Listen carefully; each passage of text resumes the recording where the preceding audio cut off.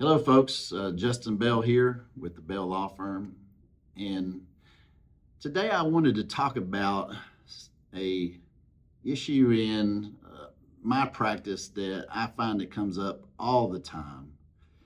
And it's very, it weighs heavy on my heart because I see people that are victims of this all the time. And I see where they are these people who are not guilty of a particular crime. They're charged with it and put undue influence on them to plead in order to get out of jail. And what I'm talking about specifically is drug charges, okay?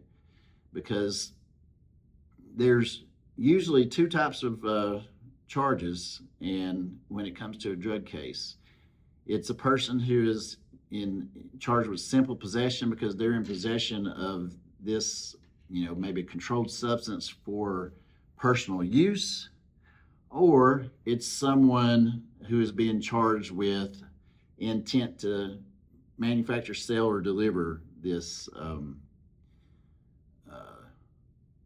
controlled substance. Now, what I find that happens all the time is that people who are only guilty of being in possession of this for personal use, they're overcharged by law enforcement.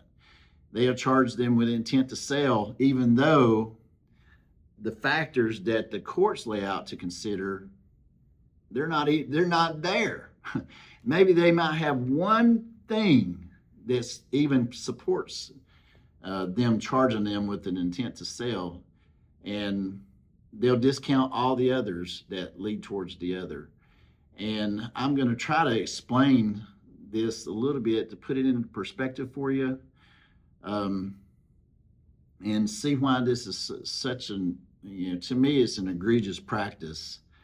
Because you think that, well, our law enforcement and our district attorneys and assistant district attorneys, that they're out to protect people, and they want things done the right way, and they want it. They don't want to be someone getting convicted of something they're not guilty of. That's what you would think, but that isn't what happens, and that isn't what comes into play many times. So let me explain the situation. So if a person is charged with a simple possession of a controlled substance, that is usually going to be a Class A misdemeanor. Okay, the sentence range is punishable, for up to 11 months and 29 days. All right, and it's usually going to be suspended to probation. Now, that being said, if on the contrary, they're charged with intent to sell that substance, unless we're talking about Schedule 6 marijuana, it's usually going to be a Class B felony. All right, and that is much more, serious. And in Tennessee, if you've and see, we have ranges in Tennessee. All right, you have a range 1, which is 0 to 1 prior felony, and then range 2 is 2 to 4 prior felonies, and all the way up to persistent career. So what does that mean? Well, the sentence for a Class B felony in Tennessee ranges from 8 all the way up to 30 years in prison. Okay, so 11 months and 29 in probation, 8 to 30 years, that's a big difference, right? And so why does this matter? Well, let me try to explain it the best I can for you. So in Tennessee, our case law is been presented and it's laid out in courts, and they go through all these different factors that, let's say, a jury should consider when determining whether or not it was this was for personal use, or if it was for as intended to sell to another individual. And let me try to go through some of these factors. One of the things is that the court says that can be considered is the amount or the weight. Okay, and see, in Tennessee, there is an inference that if, let's say, we're talking about a Schedule II methamphetamine, all right, there's all kinds of different ones, but let's take that one just to make the example. It can be inferred over 0.5 grams that is intended for resale. Now, the key word is there can be an inference, right? That doesn't mean it's that's the telltale. Okay, it means that it's one of numerous factors that can be considered, but it can be inferred. All right, but the key thing here is in order to convict someone, it's not infer beyond a reasonable doubt, it's proof beyond a reasonable doubt. Okay, so let's keep that in mind as we're talking about this. One of the other things that the state's always going to talk about is whether this was in multiple bags, this just substances. Okay, and the thing is that drug dealers, they package these things in small amounts and in multiple bags of that small amount. Okay, now some people can only afford that small amount. Well, some people, they may have the ability to buy a larger amount. So what's a drug dealer going to do? Going to take and pour out all those 10, let's say somebody wants 10 prepackaged bags, they're going to pour it all out and put it in one? Maybe, maybe not. Maybe he just picks up 10 bags, throw it in another bag, and makes that sale. So what I'm saying is to you, if a drug dealer sells it that way, then someone who's using it can also buy it that way. Okay, so that in and of itself in multiple bags does not in and of itself make that discussion. It's a factor to consider. Okay, state will often say that drug users are often found with multiple cell phones. They're making all these different calls. Maybe one's personal, one or two is for business, whatever it may be. But that's one of the things that the state will often bring up if that multiple cell phones are found on an individual with a controlled substance in their possession. The other thing is that the courts say is to consider is absence of paraphernalia. Well, what does that mean? Well, if there's no paraphernalia, that means the person's not looking to use it.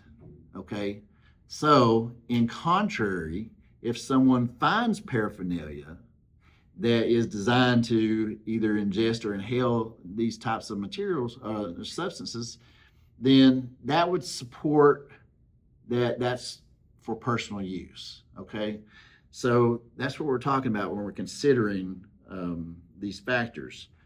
Usually, drug dealers, people who are transacting in the sale of a controlled substance or substances, they're going to have a large sum of money on hand. Why? Because people have been paying them, and then plus they may have to give change for somebody that buys it. But usually there's some type of sum of money, and it's usually in large amounts when it's someone who's involved in selling controlled substances.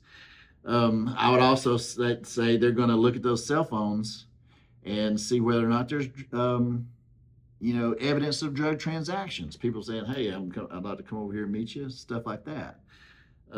Whether there's ledgers, people writing down that their clients, this guy sold this much, going to come back next week and get some more, whatever it may be. Okay.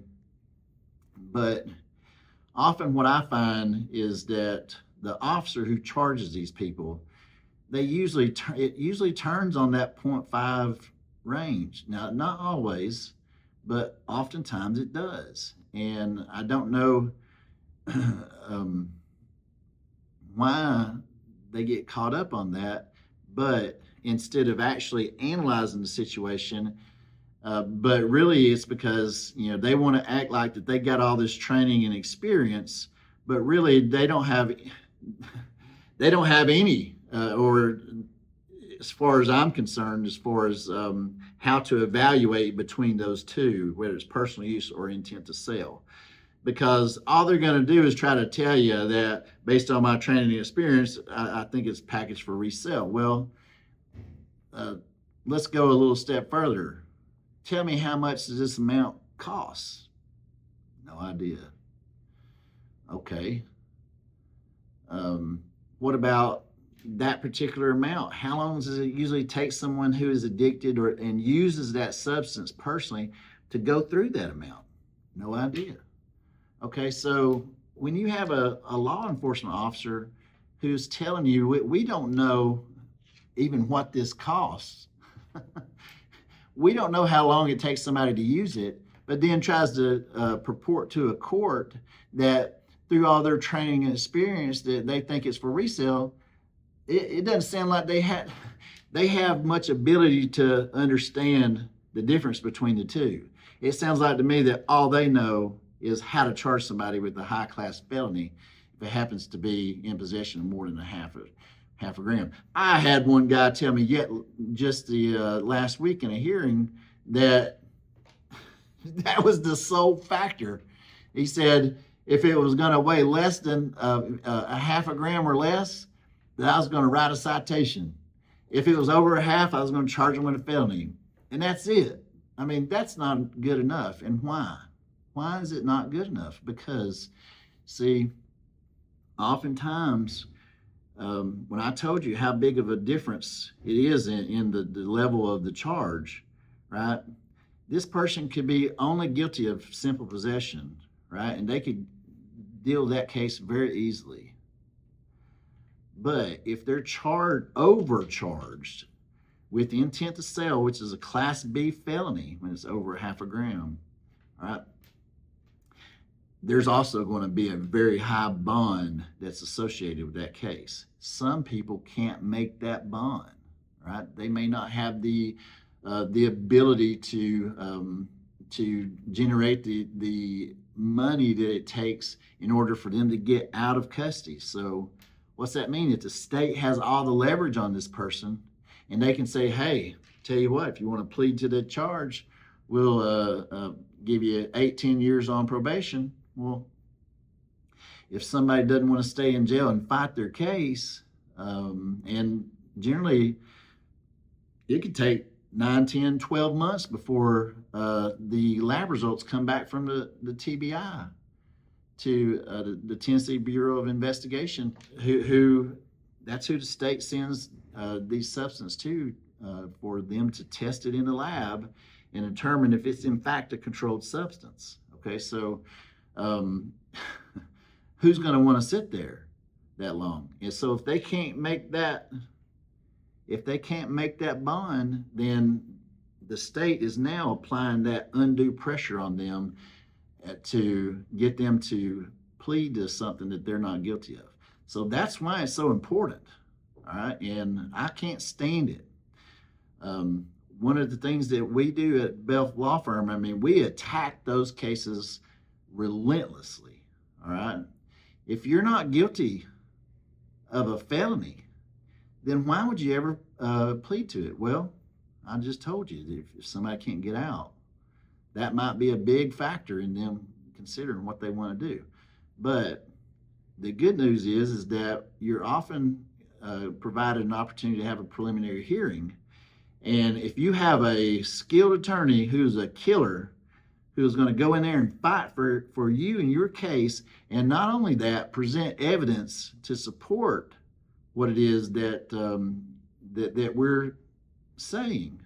You know, one, we got to find out whether the law enforcement even got into that position to begin with, where they interacted with you and it was lawful.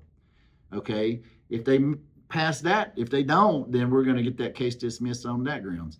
But if they do, now we have to evaluate whether or not the evidence supports an intent to sell or personal use. Okay, and I've had much success when we're dealing with that, is getting these cases not only amended down to the proper, um, you know, the proper charge of what it should be. But if they're not willing to do that, if the state's not willing to negotiate it, then we're going to set it for a hearing, and we're going to do everything that we can to get that judge to realize that this evidence only supports that this is for probable cause. And see, think about it. Like I said, if all those factors that support the intent to sell are not there, except that one in the amount that may infer, but then here you've got, where the substance was only in one bag. This substance,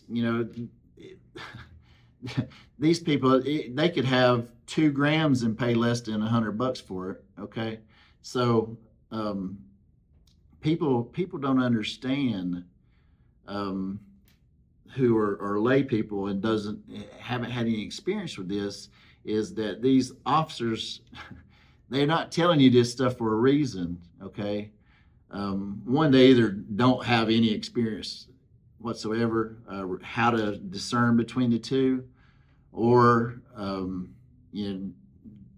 they just don't want to put it into proper perspective for everybody to understand that what they're calling a lot is not really a lot. And even, like I had the American Prosecutors Research Institute, their own drug toxicology for prosecutors. I read in this, it said that and I'm reading this verbatim, real world doses of methamphetamine far exceed those used in the controlled studies. Okay, so if you have some type of law enforcement officer or a DA that's trying to talk about what a therapeutic dose levels are, okay, people who are using it and who are addicted to these substances, they just told you they're using in the real world a lot higher amounts than that. So when people are talking about this and trying to act like these amounts are so big, they're not. It's not. And so that's why it needs to be put into proper perspective for a judge to understand, and then have your attorney argue on your behalf that it is unjust to, without even having, usually they don't even have the lab results back that it even is a controlled substance, but without any evidence to support it and without those lab results, it's unjust to hold this person with this high bond that they can, and put this undue influence on them to plead just to get out of jail. And they're pleading to something that they're not guilty of. And that I just can't abide. And that's why I do everything I can to attack that probable cause in a hearing if we can't get the state to agree with us of our position. So if you find yourself in a position like that where you're overcharged with a crime, call the Bell Law Firm. We're here to fight for you, and we'll do everything possible. We get results, not pleas. Hopefully this information is helpful for you. Hopefully it helped describe, how a court is supposed to interpret these things, and what happens in real life where, officers don't really look at the evidence. They just overcharge people and leave it to the courts to figure out. But it's a serious problem that people live with and deal with all the time here in Tennessee. And hopefully this information is helpful. As always, we're very blessed here. We wish the same for you, and we'll see you next time.